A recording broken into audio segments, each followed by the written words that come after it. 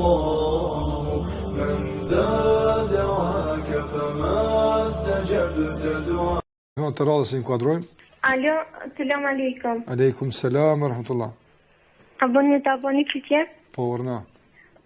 Zoti kur krijoi botën, po ashtu krijoi dhe djallin dhe sa se djalli mund t'i humbë vetëm ata rob të cilët nuk janë të udhëzuar në rrugën time. Pastaj sa unë kon duhe udhëzoj dhe kon duhe humb. Na kur vetë nuk mund të veprojmë diçka keq apo mirë, sepse pastaj e rrjedh fjala la havle ve la kuvvete illa billah. E pse dikush i udhëzuar dhe dikush i humbur? Pse dikush në xhenet e dikush në xhenem? Dhe pas kësaj pse Zoti thot unë nuk fajsona për atë çfarë bëj, por fajsua njerëzit. Po, e qartë.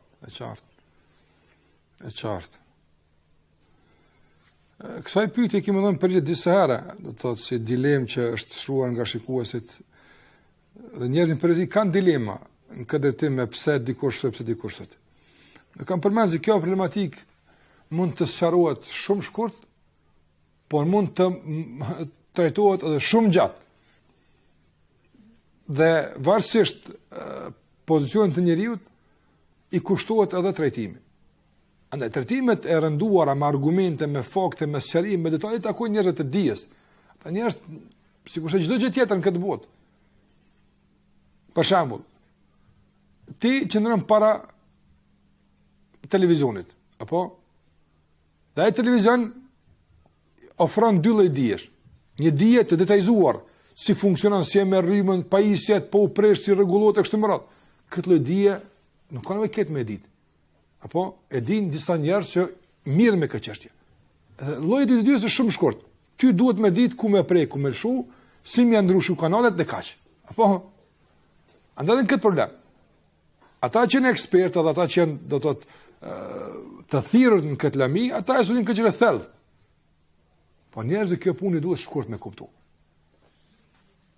Allahu xhalla xhelalu është ai që din çdo gjë. Dhe kjo që i takon Allahu xhalla wala. Ne si krijesa nuk dim çka din Zoti. Dhe ne jemi të ngarkuar me obligime të caktuara ne i kryjm. Për të kryer obligimet si duhet, Allahu xhalla wala na ka dhënë mjetet e nevojshme. Na ka dhënë logjikën dhe arsyen, na ka dhënë mundësinë fizike dhe ne në kuadër të kësaj i kryjm obligimet. Ati njeriu që i mungojnë mjetet e duhura për ta kryer obligimin, se ka obligim. Për shembull, në njëri s'ka mendje, se ka obligim namazin ai, as agjërimin, pse? Se mjetin themelor për ta kryer obligimin se ka, ande Allah se ngarkon. I pa Allah ti ka dhënë mjetet, e të kanë obligimin, ti krye kët. Pse ky kështu, pse ai ashtu? Kjo është çështje tjetër. Kjo nuk të përket ty.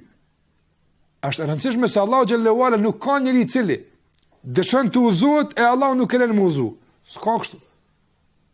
Andaj jemi ne ata të cilët duhet të shikojmë çfarë Allahu na ka obliguar dhe të përdorim mjetet e ndara për këtë çështje për të kryer obligimin ndaj Allahut azza wa jall. Këtë na mund ta bëjmë. Sikur që e bëjmë për punë të tjera. Për shembull tek çështja e ushqimit, tek çështja e pijesë, këtë kam sqaruar disa herë. Askush për njerëzve nuk thot për shembull ndoshta Allah e ka caktuar me mbet unë, edhe s'han bukë. Për shembull. Ndoshta Allah e ka caktuar mos me hungur në bukë, edhe s'han bukë. S'ka kësi njëri. As nuk i shkon mendja se ka caktuar Allah me hungur mos me hungur, ai e kërkon me hungur bukë, kërkon me pi ujë. Andaj atë udhime çështot.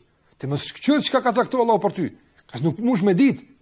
Ti shikon me kry punën tonë, obligimin tënd. Tani e merr vesh çka ka caktuar Allah për ty. Ruaj pe shejtanit, ruaj pe njerëzit të këqij, ruaj pe devijimeve, ruaj pe punë të liga. Ndjekë rrugën e drejtë, që kjo është çka të përket ty. Kjo është përket ty. Ti ke më shumë me preksusën dhe kaq mul. Pastaj, e pse del kjo tash, e pse kjo ngjyrë është kjo? S'është punë jote. As e imja, kjo është punë e ekspertave atje që kanë bërë këtë televizion. Prandaj duhet mos sill konform ato që na përket. Ato që nuk na përket, t'ia lejmë atyre që u përket. Caktimi, çka është e shkruar, çka është nuk është e shkruar, pse ky atje, pse ky atje, kjo s'na përket neve, kjo është punë jona. Pse dikush i bardh, dikush i zi, kjo s'na përket neve valla.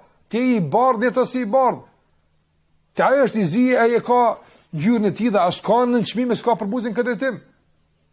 Askush nuk do mund që unë jam më i mirë se jam i bardhë, ti më i keq se më i zi. S'ka kështu. Dikush tjetër ka ndonjë këtë çështje, nuk na takon neve ta me kontestu këtë punë.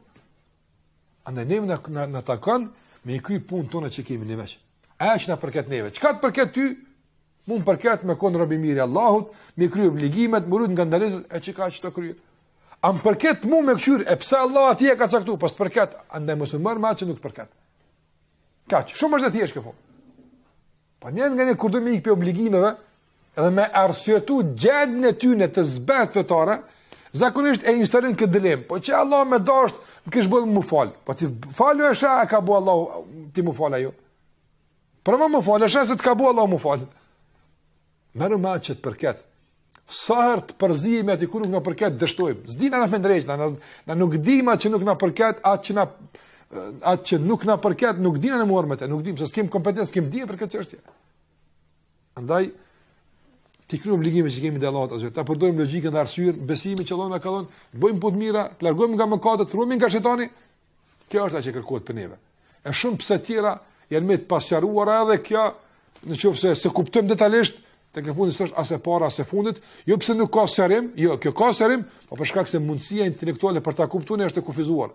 Andaj edhe nuk mundemi edhe po na e sqaruan me muaj me vite, përsi në qoftë se nuk e kuptojmë drejt, mbetet dileme pa sqaruar. Kemi